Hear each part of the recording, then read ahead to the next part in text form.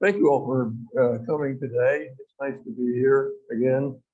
And I want to compliment all of you on the fine job that you do with your speaker series and your newsletter. I'm a subscriber. I get your newsletter once a month, which I enjoy very much. And I don't know who writes it, but sure it's a good job. All right.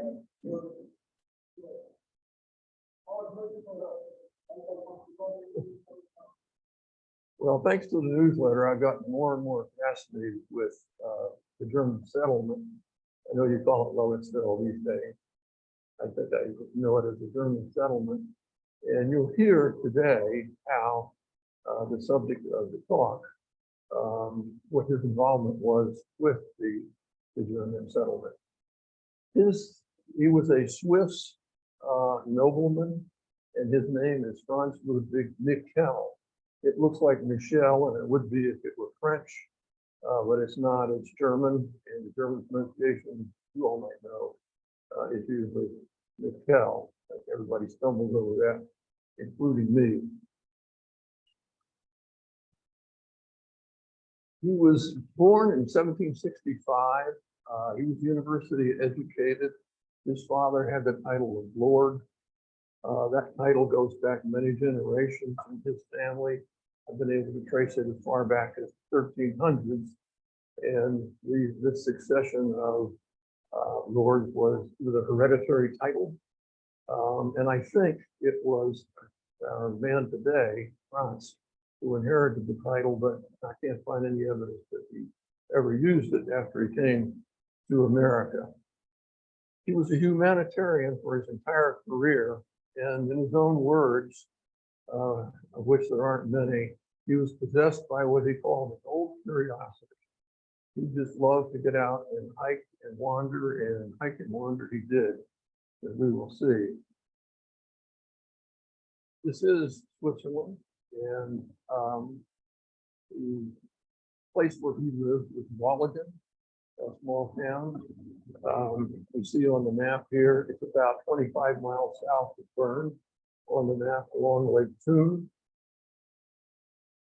This is the Walligen Castle where he was born and grew up. It's an old castle with a very good condition today. Today it's a National Historic Site, and it's operated by a group of monks who were hired by their government, this government, to maintain and operate the place as a guest house and as a retreat. I haven't stayed there yet, but I hope to. This is an interior view of the castle.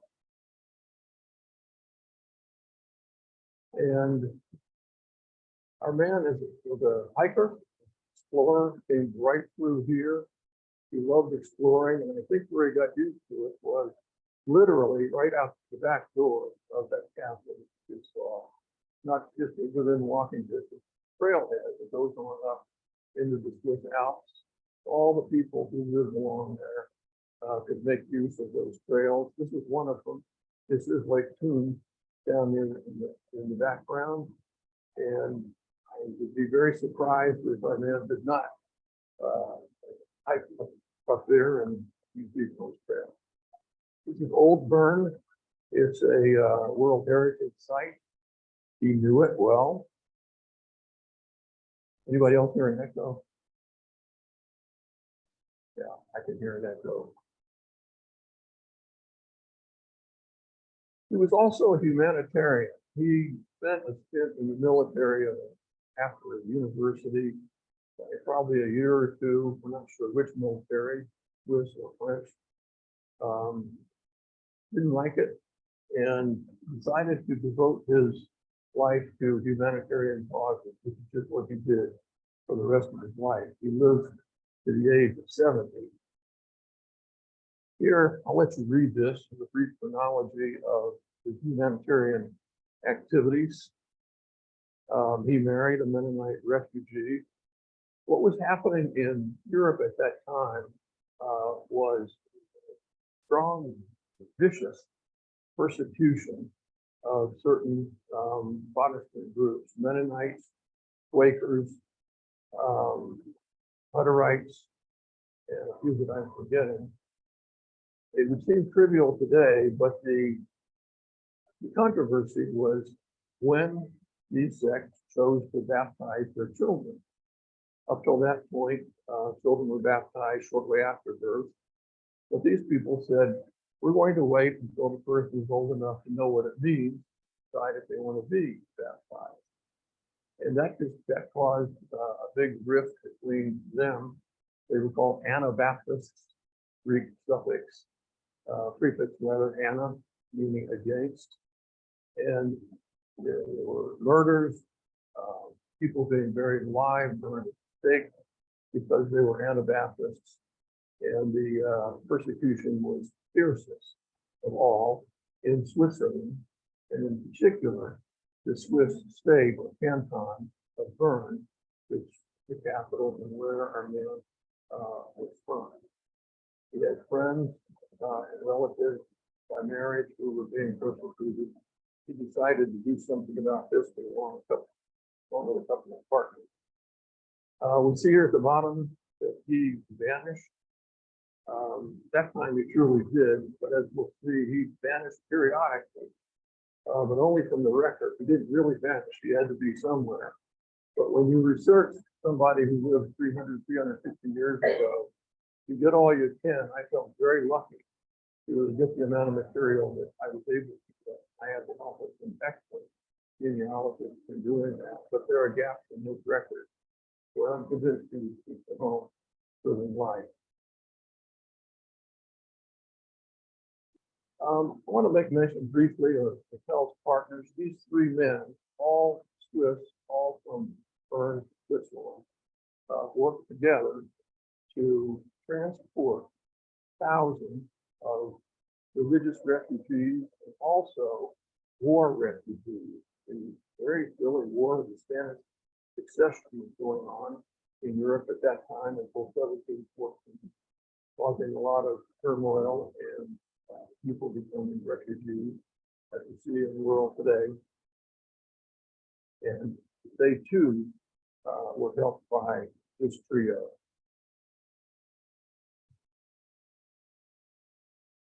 You see here what the most prominent historian, biographer, up to now have to say about him. These are his explorations. The first was in Tidewater, Virginia in 1702. We'll get to that. Then his epic exploration, for which he's most famous, occurred in 1704, basically a little bit in 1705. That was in Maryland. He came, as you'll see, right through here on his exploration. And also explorations in Pennsylvania, both Carolinas, and probably elsewhere as well. So his Virginia exploration went something like this. He arrived in 1702. He was in Virginia only for 55 days. He had his business there. He did a lot of exploration. He wasn't the kind to sit still. I think he fell in love on this trip. We'll get to that. In 55 days, he comes to Virginia with the title of Lord and Ronald. That opened doors for him. Within a matter of days, he met the governor, the lieutenant governor. 15 days after he arrived, he was given a very large land grant in what he named King William. He explored the new capital, which was being built, Williamsburg. And this is his drawing of Wren Hall, which was the first main building at the College of William and Mary. Vicki and I explored it recently. This is the oldest known image of Wren Hall, and archaeologists and renovators today still use this drawing when they have to make sure that they get their work done right. Another thing that you see in the diary that he kept, we kept one diary. It was to Virginia and then a little bit into Maryland, is that he was fascinated with Indians, American Indians. He had respect for them. and he treated them as people. And he did that for the rest of his life for the benefit of the Indians. And look at that. This is a 1770 map of Virginia, this part of Virginia where he was. I couldn't find a map that was earlier than that, so I used this. He lived till about 1749, 46, rather. And if you can turn these lights out, just we'll get a lot more vivid. Is that possible?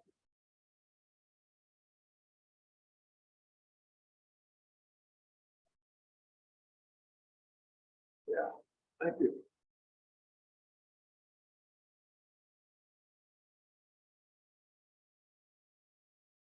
His land grant.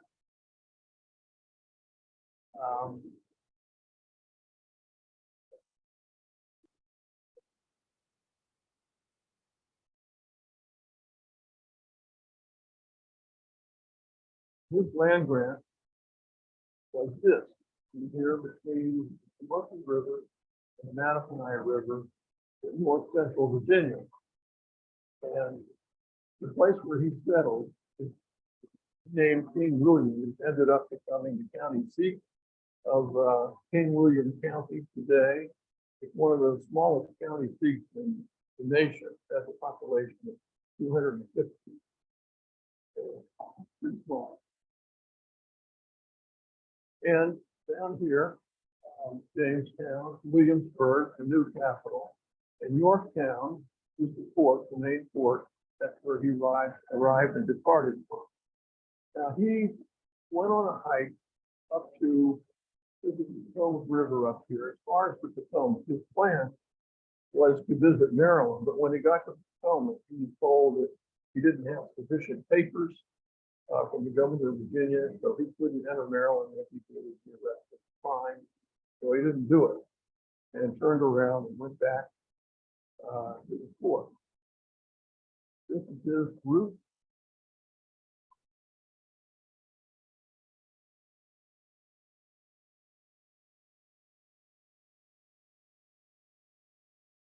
Went back to Yorktown, boarded a boat, and went back to London. Now, he had a couple of stops along the way that were important.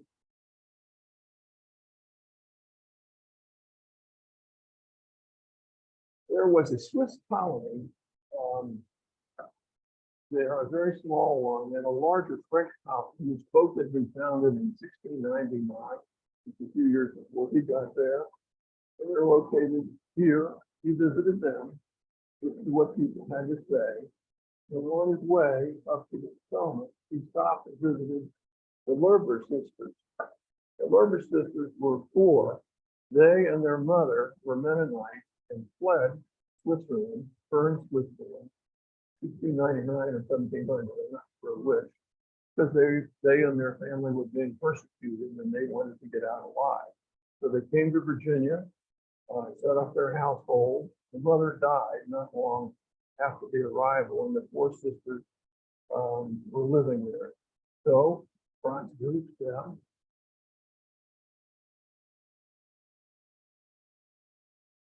He also gets to know the Pamunkey tribe who are living on his land grant, and the Mattaponi tribe also living on his land grant. And he didn't run them off as the British were already accustomed to doing with Indians, go somewhere else. He said, "You were here before I was. We're neighbors now. You're welcome to stay." And I think that has a lot to do with the fact that today, the only two federally recognized Indian tribes in Virginia are the Pamunkey and the Mattaponi.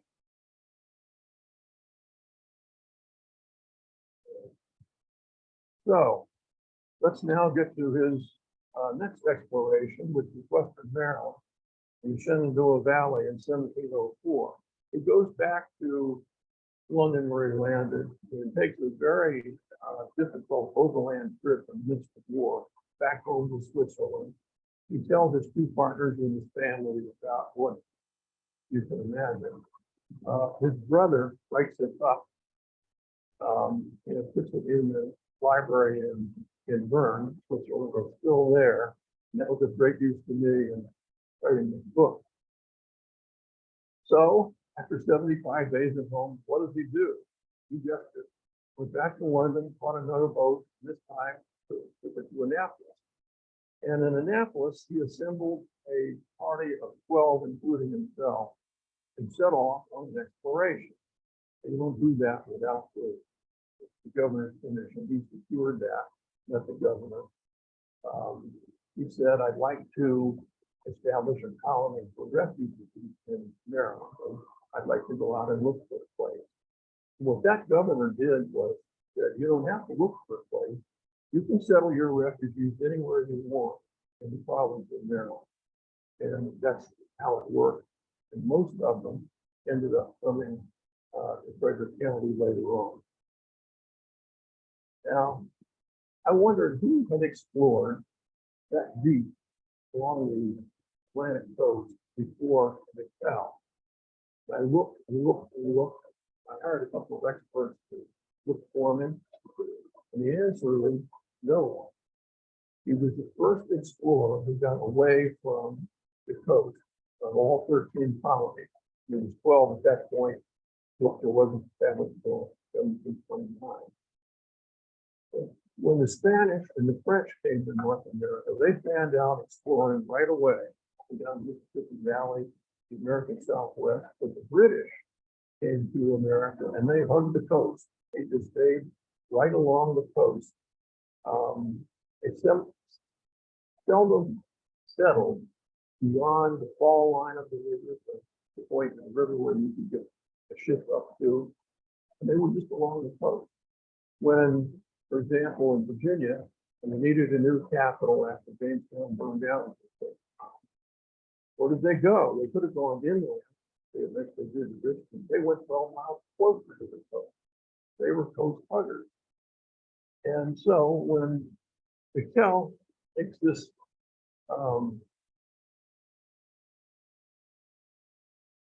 exploration in Maryland, he was the first anywhere along the East Coast in any other colony. This is his map. Now, he kept a journal of this trip as he had in Virginia. The last thing we have in writing from him, except some official stuff when he was working with the British government in 1709. He drew this map in his book, his journal. It's amazingly accurate. Now let's look here. These first 7 spots, A through G, are in his map. The way he drew it, and you see those 7 in here if you look for them. I annotated this map further and included the rest that you see here with modern place names, including, if you look at them, the future site of Lovettsville, Virginia. And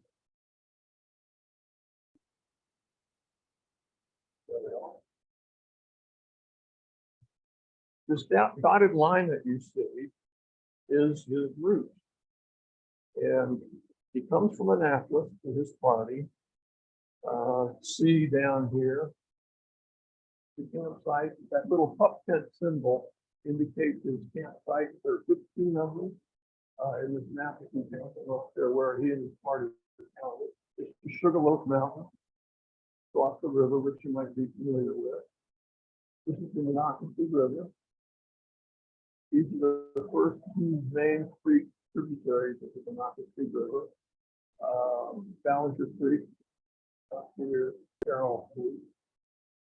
He draws animals in as he sees them: geese, more geese, buck deer, goat, a few more, turkeys.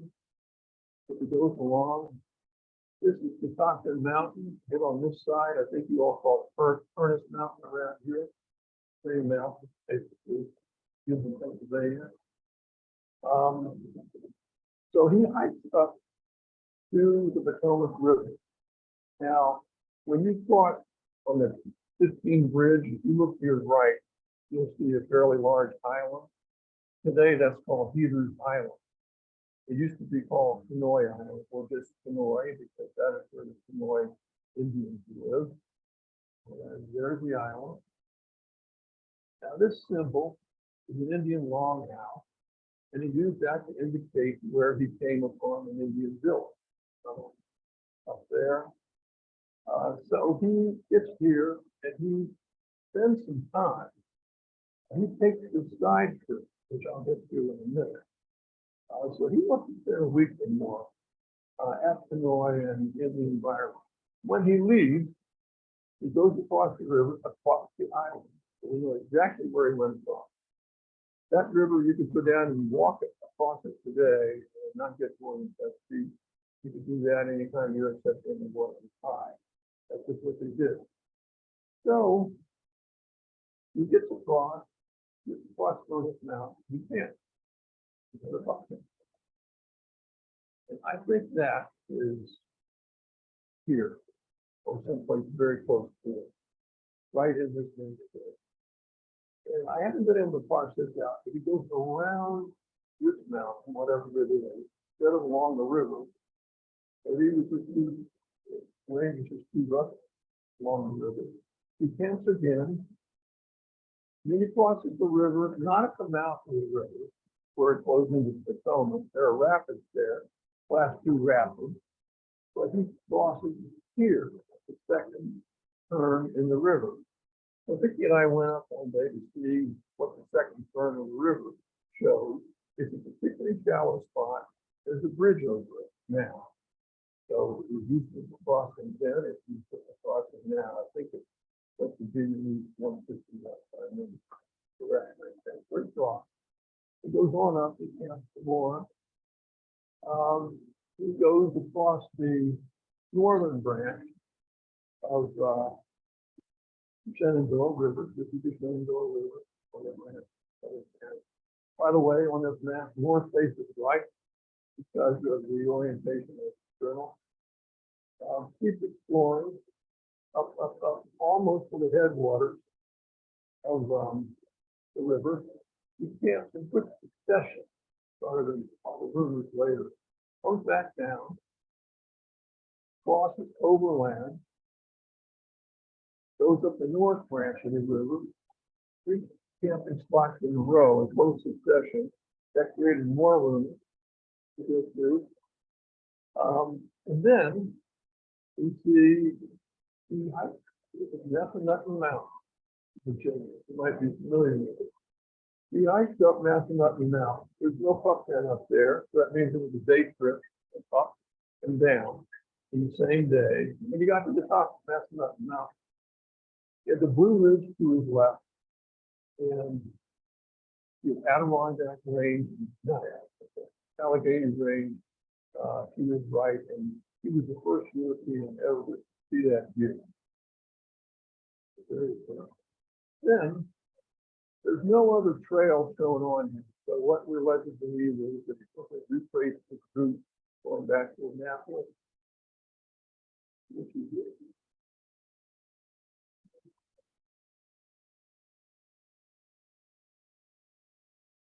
Now, the side trip.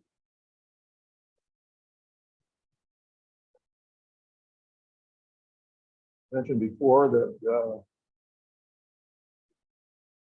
these 2 creeks, Boundary Creek, Carroll Creek, those are both within the city limits of today's Frederick, Maryland. When he got that far, and he camped, I think that is where the municipal golf course is today, more or less. The golf course is near where Carroll Creek flows into the river. Why he took this dip, I don't know. It's interesting, he didn't draw this straight line across the river to his own. But he put this dip in because he made it opposite. He was looking at it for something. And because it does that, reconnoiters that whole area. Then the camping spot here.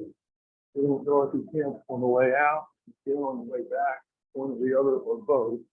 But we know he camped there. And this is very near to where Vicki and I live. Now, what happened in the 1760s is all four of his sons moved to Frederick County, and the youngest, Andrew, 1768, moved here. I'm the seventh generation now. When I was growing up, what we heard about the Michael family history was that we were Swiss. That turned out to be accurate. I'll take questions at the end, by the way. That turns out to be accurate. We thought that Andrew, the founder of our farm, was the immigrant. But he wasn't the immigrant. His father was. We now know that. His father ended up, his parents, in Virginia at King Louis. But the sons were economic opportunities. They looked at this place that their father had explored. But it was a boom town in the 1760s. By the end of the 1760s, Frederick County was the most populous county in Maryland, and it was by far the most influential political. So, my ancestors ended up settling in a place that his dad had explored. That was a revelation. I'm glad I was sitting down when I figured that. A little on the island of Kenoi. Again, Michel was good to the Indians. Others weren't. This is what it might have looked like before, except this guy in the middle, obviously an English trader, but village of Kenoi would have looked something like this. In 1699, Kenoi saw its first European explorers, down the river in Virginia, who came through, remember their names, their first contact. By 1959, it was called Heater's Island. It had been settled and cultivated by a number of families, including somebody named Heater. And this aerial photograph shows the entire island was cultivation. That didn't last because when the water's hot, whole island is under water, and I think people just got tired of that, abandoned the island. And this is an archaeological dig that took place in 1970 by the University of Maryland. Island today is not populated. People visit it, canoe out there, or just walk out there, have a look, not much to see. And Michel goes on up to the Shenandoah Valley, as I've mentioned. The Massanutten Range that he climbed. This is a picture of a trail on Mount Massanutten. That's what mountain they call it. And he goes back to England. He talks with two partners, and the three of them create an organization to propose colonies in the New World. They want colonies in three places. They want one at Kenoi, they want one at Great Falls, down the river, and they want one in the Shenandoah Valley. Initially, they got permission to create a settlement for refugees in the Shenandoah Valley. At the last minute, the British government withdrew that permission and switched it to a place in North Carolina, which ended up being called New Bern. But then, after that colony got going, the British government came back and said, okay, you can settle in the Shenandoah Valley. You can have a colony there. So that's what happened.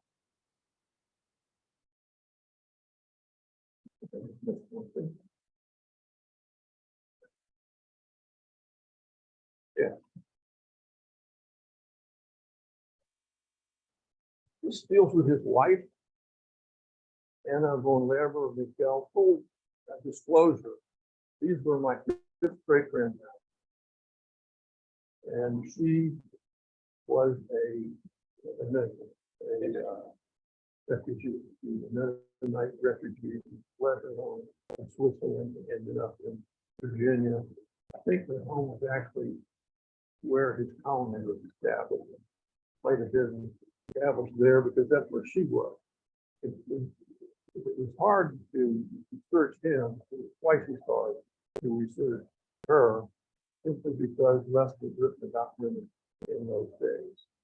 They got married in 1705. They started having a family shortly after that. His next exploration was in Pennsylvania. That didn't work out at all. Excuse me, Western Maryland. Well, we'll see if he's in Western Maryland or Pennsylvania. Now, this map shows, first of all, Pennsylvania's border line, which runs through Frederick and includes all of what is now Baltimore, way far south of where the actual border ended up. And Maryland disputed that, of course. Maryland's border line up there is 15 miles north of Philadelphia. And Pennsylvania wasn't having any of that. After this happened, it was two separate land grants, and one didn't check the other, so they overlapped. And finally, in 1760, 1767, the British government got fed up with that, sent Mr. Mason and Mr. Dixon out to draw a line and separate the two colonies, and we have the Mason-Dixon line. Now, what happened with Michel was, where this symbol is, he took his expedition that far, again from Annapolis. And Pennsylvania thought he was in Pennsylvania without permission and arrested him and took him to Philadelphia. And it wasn't a trial per se, but he had some explaining to do. And his explanation was, I have Maryland's permission to be there. I have British Crown's permission to be where I was. I didn't know I was stepping on your toes. Can't we sort this out? And Pennsylvania said, oh, okay, that's a good idea. You can cast it. But it's our state, or it's one of the states. That's our territory. Okay, fine. Michel aborted his mission, sent everybody back to Annapolis. That was the end of that. Now, down there, that oval just came up. It's a little blurry. That says Germanna. Okay, Germanna no longer exists. But it was a special kind of colony. The governor of Virginia and Michel established in 1710 for mining purposes. The governor, Alexander Spotswood, was convinced that there were gold and silver to be found in Virginia, and he wanted to be the one who found it. So Michel went to Germany and hired experienced miners. Several dozen of them, transported them to Virginia, established this colony called Germanna. I'll show you a picture of it in a minute, and we'll get to it.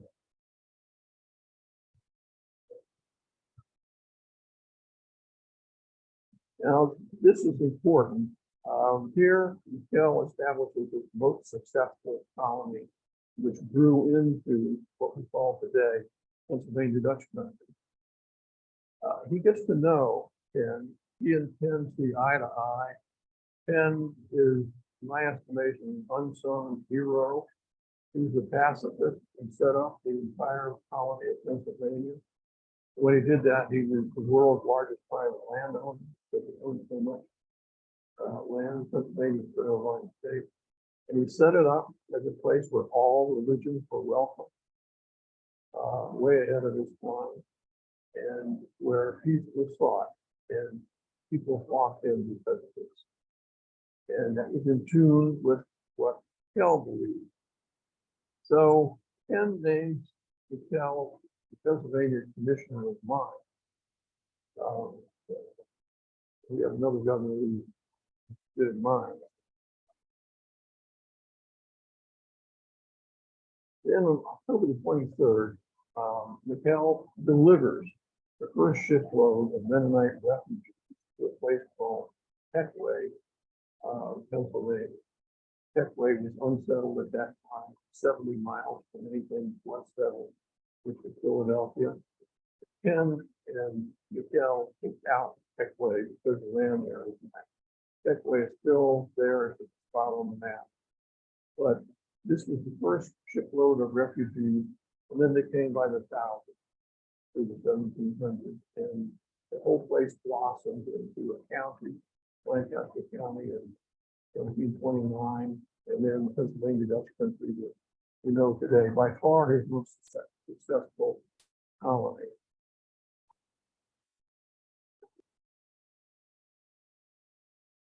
Well, now we come to the least successful. This is truly a disaster. Yeah, so the trio, I mentioned, this trio, who were rescuing people, hired a fourth person, Christophe von Rappen, who was another Bernese Swiss, who had a checkered past, by the say the least, but the trio didn't know about it. He was apparently a smooth talker, and he became part of what was then a quartet. And his job was to represent a group in London to the British government. He had good connections in the British government. And then when the British government authorized a new colony in North Carolina, there was only one settlement, one single settlement in North Carolina at the time, Bath. This was the second. And they named it New Bern after their hometown. And they put Michel and Grafenried in charge of this new colony jointly. And through conniving in one thing or another, Grafenried managed to usurp total authority over the colony. He had the backing of the North Carolina proprietors. Michel tried to solve the situation, couldn't, left in 1713. And then in 1714, Grafenried is flat broke, runs out of money, abandons his colony, leaves the colony up to the colonists, which was their salvation, and headed back home. And see more about what happens to him in a minute. As soon as he left, the colonists were able to make peace with the Indians and start to strive. Then two last colonies, they were both in South Carolina, 1713 and 1716. 1713, 14, I forget which year. Michel was deputized by the government of South Carolina to go and do something about the Tuscarora Indians. Do something that was what the British were already used to doing at that point, was kill them off. So Michel goes out there with a number of troops and a table, takes the table with it, probably something this size. He gets there, he has a cannon, the Tuscarora had a fort, he's blasting, the gate of the fort open. He goes in and Indians, including the chief, are at the mercy, at the kill first, and they all expect to be killed there. What he does is, he gets out his table, he and the chief sit down at the table, and they work out a peace treaty. Now, this is Michel, again, having a sensible attitude toward Indians, which he and his land grant and will for the rest of his life. Now, the peace treaty didn't last long after Michel left. It was the Tuscarora War. All the Tuscaroras ended up fleeing to New York. So here's his first vantage. Right? We don't know where he is. I think he just went home. That he was occasionally being a father and a husband in a land not making a lot of waves. In 1716, he goes back to South Carolina briefly. There's a record of that. Then he disappears again. I think he's back home again. Here are his 6 colonies. King William, 1702. Techway, most successful. Now notice here, he gets 3 in 1 year. Techway, Shenandoah Valley is authorized in 1710. Not settled for later. South Carolina 1, South Carolina 2. Again, Western Maryland was not a colony because he was previous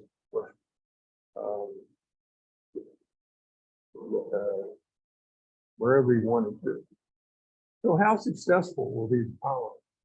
Here are these three men and doing what they can to rescue refugees up and down the Rhine River, plus in Switzerland, take them across the ocean at the expense of the British.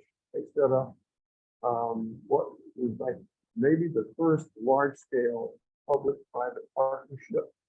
They set it up with Queen Anne. They didn't mess around. They went right to the top. She was very sympathetic to the idea of resettling refugees, plus the problem having a lot of refugees was your country. That sounds familiar. So the researcher Aaron Fogelman, you see here, did a beautiful job about 10 years ago of determining where German immigrants ended up, where they settled, came to America up to 1760. And here we see 64,000 German-speaking immigrants we identified had arrived in the 13 colonies, 13 by that point. That's 40% of all immigration. So 40% of all the immigrants coming to the country were German-speaking, but they were Germans who lived along the Rhine River, no Germany yet, Swiss and Alsatian. They settled these hatched areas, their areas of settlement. The Hudson and Mohawk Valley, 1710, Queen Anne sent between 2,000 and 3,000 refugees to that area. Michel had nothing to do with that. But then, Peckway in western Pennsylvania, Western Maryland, Loudoun and Frederick Counties, the German settlement in Virginia,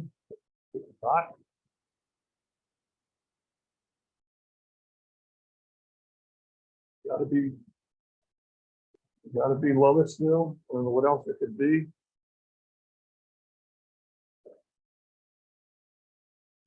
Shenandoah Valley, which didn't see settlers until 1731, and then the King William Colony.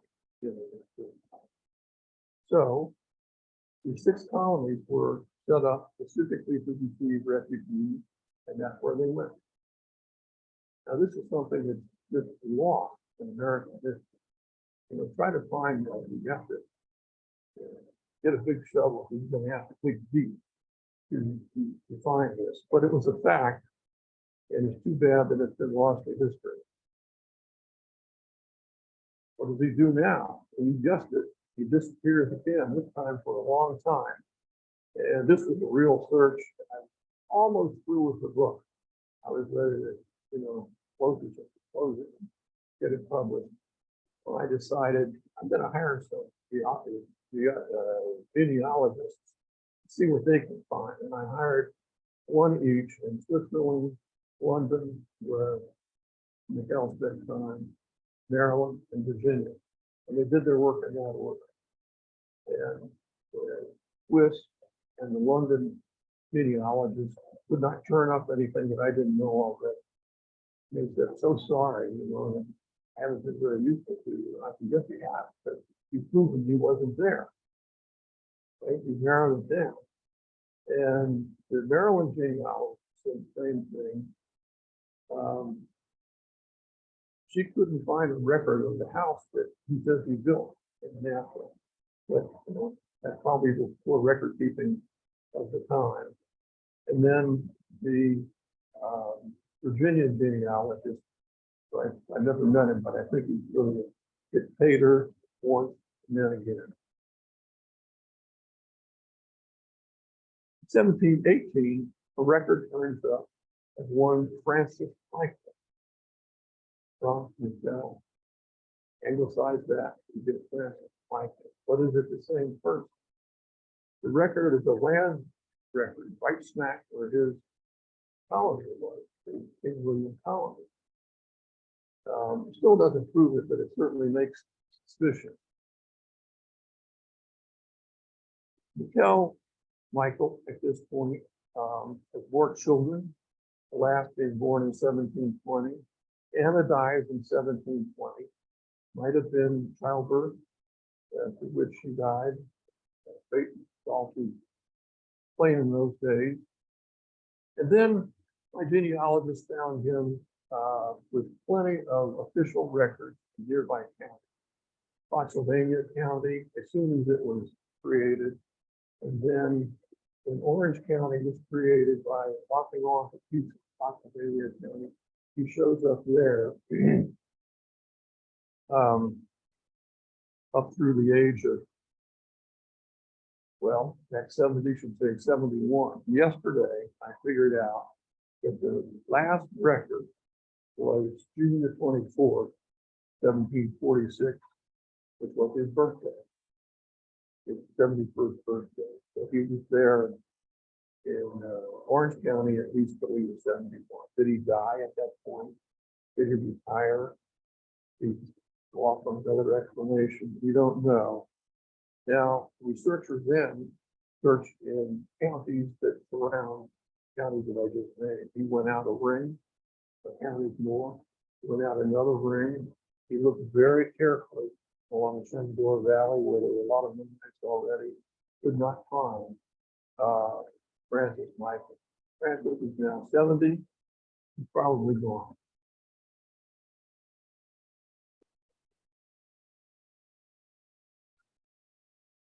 I'll let you read this.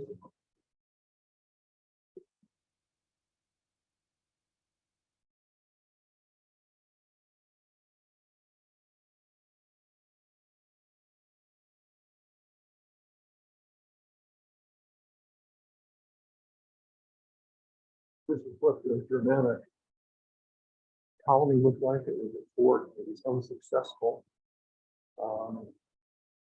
Governor Frantz would never get fine gold and silver. Very little of those metals ever in Virginia. Why he couldn't find them. But his miners did find good deposits of iron ore and ore. So what the governor did was to create a foundry to make iron implements there. What does his youngest son do when he comes to Frederick create a foundry? I'll show you in a minute. And here's what he's doing for the rest of his life.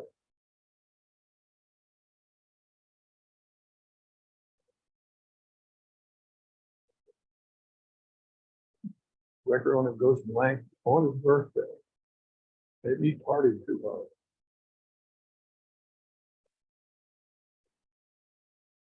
And his sons also worked on the minimum.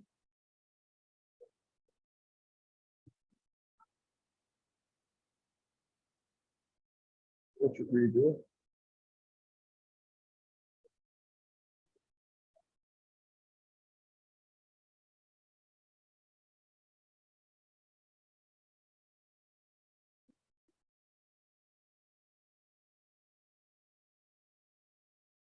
The sons come here in 1762 or thereabouts, and 3 of them buy lots in Frederick, which means they arrive with money.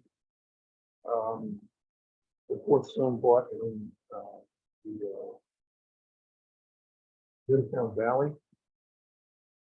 Andrew and William built a large foundry. This building that you see here was the foundry. That building dates from 1762. It took some money to build that, and it was used by Andrew as a foundry. It was a big deal in those days. Up for that, there were blacksmiths who could make these things up to a certain size, not any larger. So this was a major economic boom to the Frederick area and to Western Maryland. That's the first foundry. And this seeded off a couple of more foundries here and there, not far away. Today, it has no roof because it burned a few years ago. It's still in use as a warehouse for an engineering company. And the insurance was not sufficient to fully repair the building, so it has no roof today. But it has a very interesting use today. It's something called Sky Stage. You can see performances there, plays, musical performances, and the light can They just cranked it up again because it's perfect. You go up there, hear yourself on Loudoun and Frederick.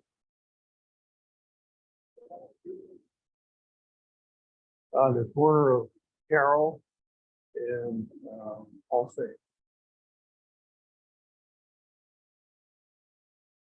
Andrew and William made a large donation to the Lutheran Church in Frederick, basically to replace a log church with a masonry church.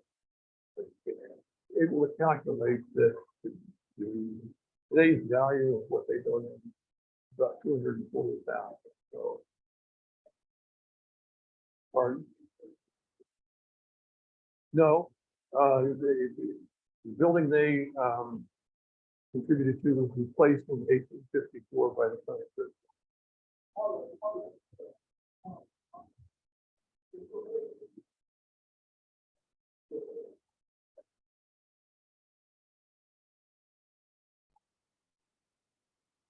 Then the youngest son, Andrew, my ancestor, what does he do in 1767?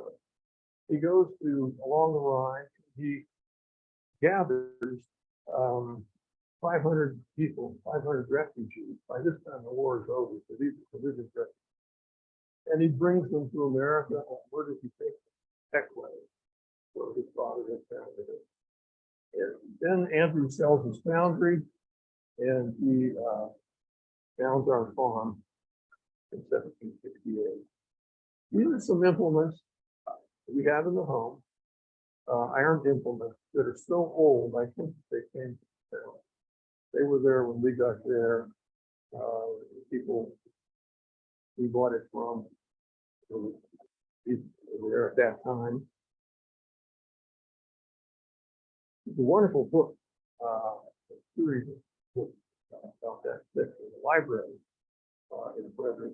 It shows the descendants of the four brothers. Two of the brothers disappeared from the record early on, but Andrew and Christopher had kids galore, and about a dozen each, and those people had a lot. And today we have about 250, about 1,500 descendants we've been able to identify from those two brothers. So what happened to all these people? William Penn died a sad death. He suffered severe stroke, died a few years later. Well, let's read this.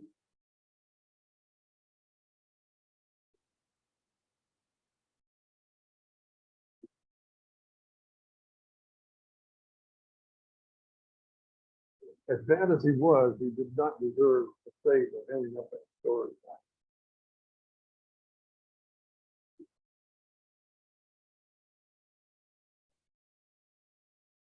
The Pamunkey and Appalachian people are still right where they were when they met Michel. The picture of the camp of the Pamunkey in 1901.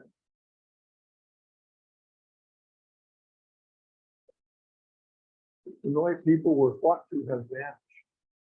And a couple of elders, beginning 20 or 30 years ago, got on the internet, started identifying Sonoy descendants and gathering them. They got a very good reception. And now, more than 4,000 members are enrolled. They too spread like wildfire. This picture was taken at the Maryland Capitol in Annapolis on January the 9th, 2012. And that was the day that the governor at the time signed legislation that officially recognized the Sonoy as a Maryland tribe. Way overdue that. The Tuscarora lost the Tuscarora War in 1720 in North Carolina and fled north and became the sixth of the six tribes of the Iroquois Federation. This is the courthouse in King William County, Virginia. It was built in 1725. That means that Michel, important person that he was in this community, had something to do with getting still in use, and it's the nation's oldest courthouse. Vicki and I had a wonderful visit there last fall as I was researching the book. Over here is a museum that works a look. This is the actual courthouse. It has 2 rooms and 2 offices and a house. New Bern staged a real comeback once peace was obtained. And for a while in the 1790s, it actually ended up as the capital of North Carolina. I had the pleasure of staying there at night at B&B. It's a beautiful old town with plenty of buildings from the national register. Frederick County, Maryland.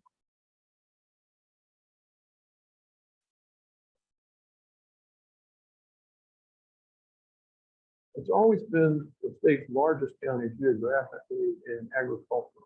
Still true to this day. There's more agriculture that comes out of Frederick County than any other county.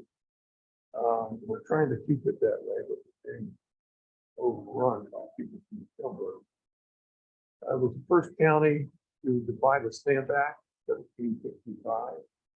The British tried to impose a new tax on all Americans. The officials in Frederick County said, you don't have to do it. Yeah, that was a big deal at the time. Governors, presidents, threatened with the fastest growing here in Maryland. So we have this forgotten legacy of Frantz Michel, Frantz Michel. He had this grand vision for his time, a bigger vision.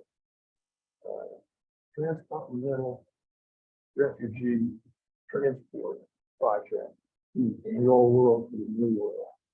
Setting up a private-public partnership. It's not just anybody. Who's the new one? And was able to get it pulled off. Now, what they set up, the 3 of them, the last to die was Rudolph Ox in 1749.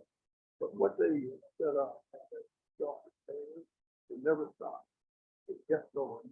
We have a very official refugee acceptance policy today in the United States. It's direct outflow of what they set up in 17. Now, we get this. This is the last slide. I looked and looked. I'd like to know where they're buried. I'd like to be able to go there and pay my respects. I have a general idea. If you look up cemeteries, county by county of Virginia, there are a lot in this county with 16,000 people.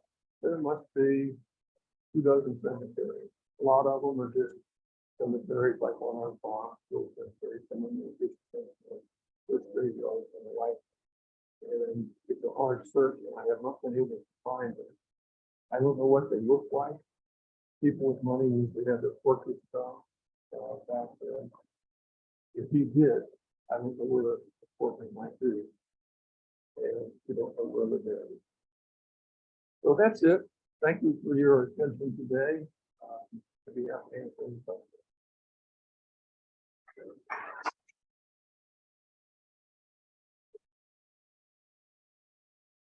Okay, before we go into Q&A, you notice when you came in, we didn't have a gatekeeper there for the collecting tolls. We don't charge for these lectures, but we do pass the hat. So I think Mike and Bruce will do that now. Be generous, and we can keep offering these as free lectures. Also, let me just mention, since Pete mentioned the newsletter, if you're not getting the newsletter and would like to, please leave your email on the sign-in sheet and back. And if we can read the email, you'll get the newsletter. Okay, anything else? Okay, let's go into questions and answers.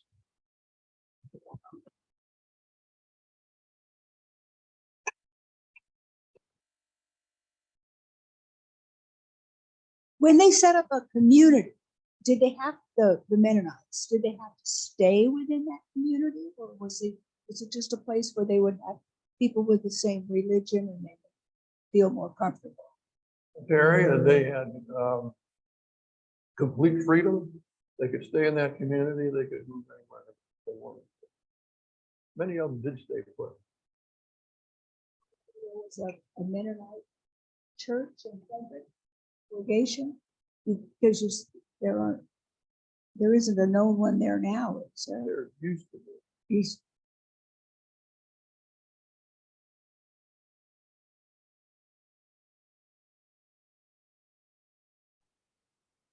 Mentioned the home, his original home in Switzerland was now run by monks. Are they Catholic monks or what denomination? They're probably what's called Swiss Reform, Protestant denomination.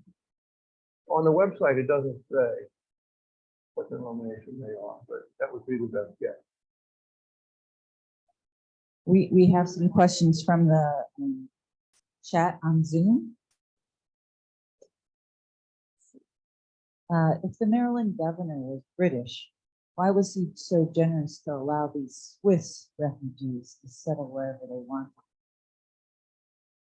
That's a good question. I should have covered that. The colonies along the East Coast, the English colonies, were slow to gain settlement. And this concerned the British government. In the meantime, the French and the Spanish were having more success out west. And the English didn't want to be third in line or be vulnerable to particularly the French who were encroaching from the west. So it wanted to settle in colonies. And so it was even willing to let German-speaking people come and do that. It was an official policy. And that's how Michel got his land grant. You know, he was greeted with, say, open arms. Oh, you want land grant? We're looking for people like you. He was given a land grant. He didn't have to purchase it, and it was big. And people he brought in typically was given land to settle. That's a nice incentive. Do you know if Frantz Michel was related to Daniel Michel, possibly born about 1736 in Maryland, and it was a long born of this person, born of that person. I guess apparently George was born in Lovettsville, Virginia, around 1768. How's the last name spelled? Michel. Yeah. Could be. Let's see. 1736. 1768. 1768. I don't know is the answer, but it's high. All right, this question was asked by Michael Godown, so we'll try to get you two connected. You're welcome to have them call me. Okay. More questions? There is any legacy at Cooling Springs of that kind of humanitarianism as we head into the 19th century and the years before the Civil War or during. I'm kind of wondering, I guess, in other words, what do we know about Cooling Springs in that time of the mid-19th century? Is there any key piece that is worthy of sharing? 1850. It was owned by Ezra Michael at that point. Ezra was the magistrate for that part of Frederick County. Basically, those were deputy administrators of parts of the county, magistrates were. So they also had legal powers. They could sit as judges, but they were also administrators. We still have the title in Maryland, but the job is much different. He did that for 28 years. So there was that. His father was that. Ezra would have been The great grandchild of the, maybe the double great of the explorer. Yeah, think about that. Had 5 children. He farmed. He had 447 acres at that time. I'd like to know more about him myself. Any other questions? Over there?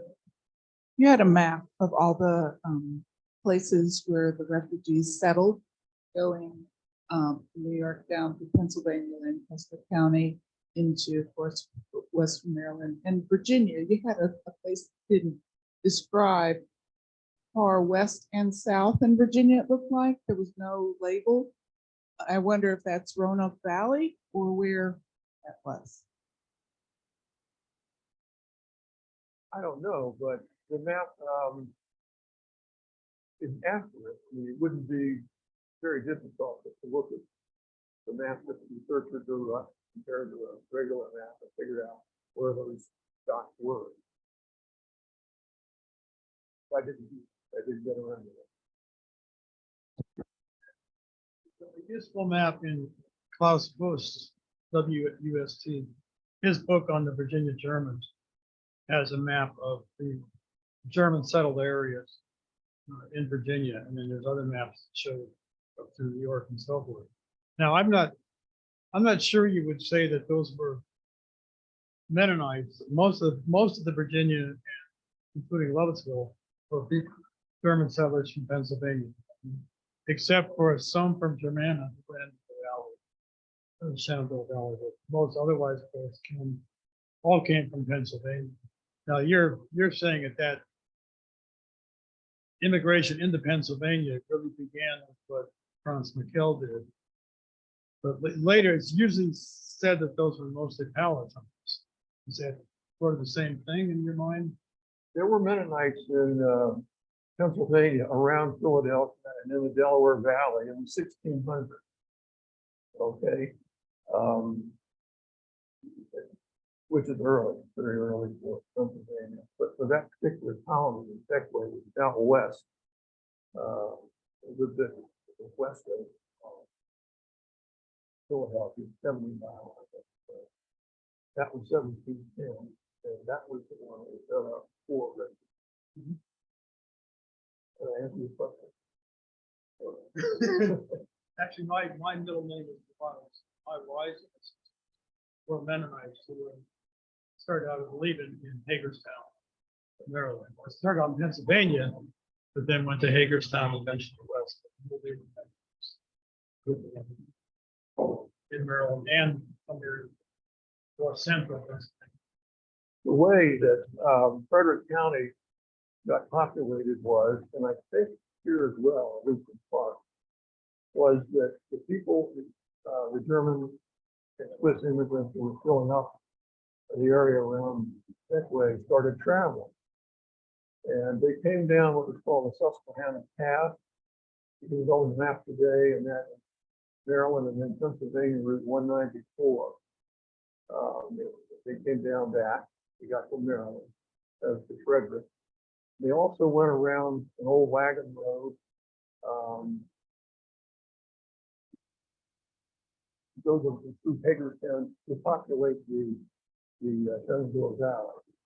So they were not quite coming in from all directions, but there was this western movement of probably the children and the grandchildren of the original settlers in Texas. That's how Maryland, Frederick got started. There were no Europeans in Western Maryland when Michel did his exploration. And the earliest ones in what became Frederick were in the late 1720s. By 1730, things started to happen. Churches were created. In 1745, Frederick was platted, and the owner started selling lots. Bought lot 1 and 2. That's how that happened. And you got started here in 1731 or 32, as I recall. Is that right? Oh, that.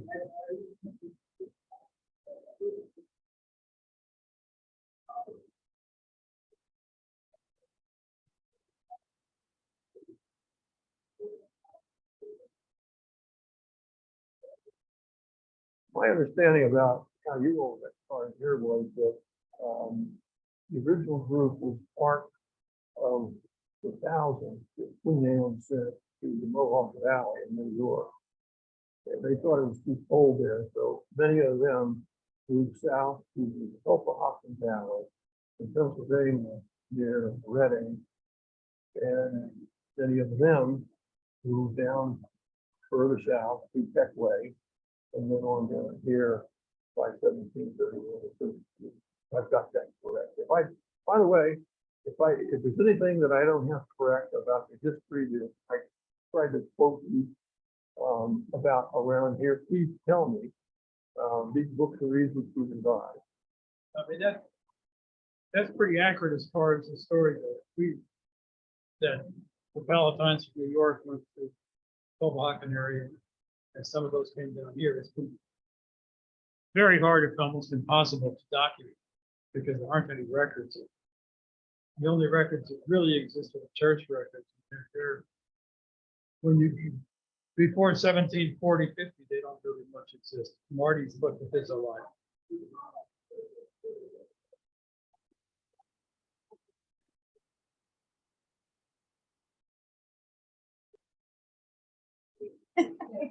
Oh, for the Zoom people.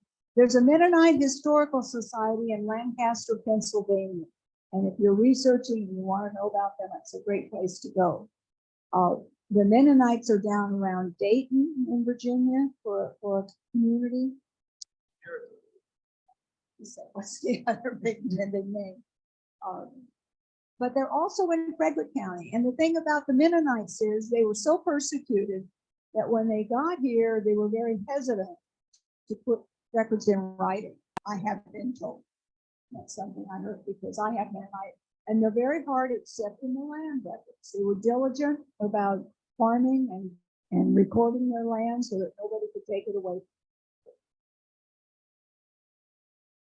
And plus the names, you know, when I first came here, everything was German, German, German. And then I read in one of the records about the Dutch church. Wait a minute. You know, to us, there's a difference in Dutch and German, and the language. And the Swiss, all up down the Shenandoah Valley, people go, oh, that's German, German, German. But it isn't. Stover had 5,000 acres where he put Mennonites, brought in Mennonite settlers. So they're here. You got to dig a little deeper to find it. Follow on to that, part of the doctrine of the Mennonites was that they wanted to be separate to themselves and separate from what they call the other world, the outside world, and that extended to civil registration. So there might be church records of a birth or a death if they weren't burned by the people persecuted Mennonites back in Europe. But a lot of those records failed.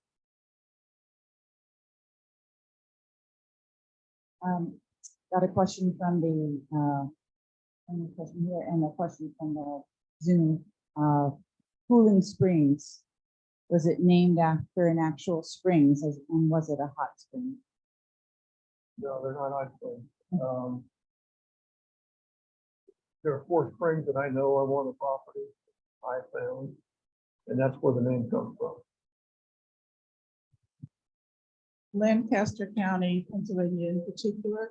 I have a Scots Irish on my Ulster plantation. Were those settlements mingled or were they separate by language, or how did that work in Lancaster County, Pennsylvania?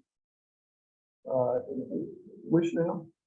I have Scots Irish forebears that came in the early 1700s from Ulster County, Ireland, and into Lancaster County, Pennsylvania. Do you know of any interaction between what they call it, Pennsylvania Dutch, the Mennonite, and Scots Irish? No. I don't know of any connection. They were the great migration from from Pennsylvania to the Shenandoah Valley was maybe a third Scots Irish, and maybe 2/3 German. So they tended to move when they were not in favor with the British, and the anti-British. In fact, they were on the frontier, and they tended to live side by side. There were significant cultural differences. By the way, our speaker next month, Pastor Roland England, graduated from Eastern Mennonite University in Harrisonburg. The Historical Society you mentioned in was a big help. And records, people like Boston, as I was writing the book. They made the way into it.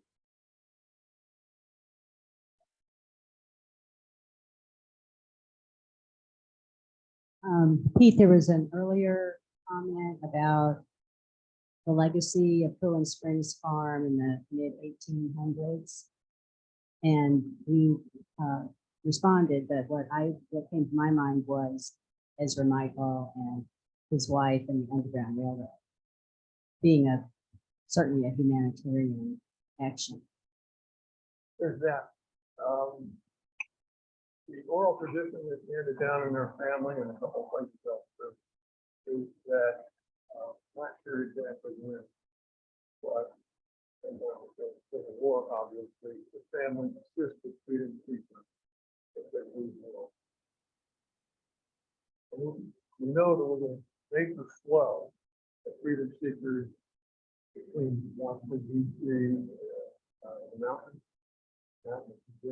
mile from our house. It was one of that area where the travelers see you, and we're that's the there was a lot of Underground Railroad activity. We identified 470 sites that they counted and youth and people. So,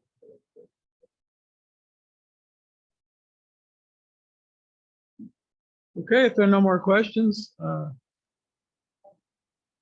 yes, for the book, Pete has books here for sale, probably for browsing, I don't know, but you can certainly take a look at them.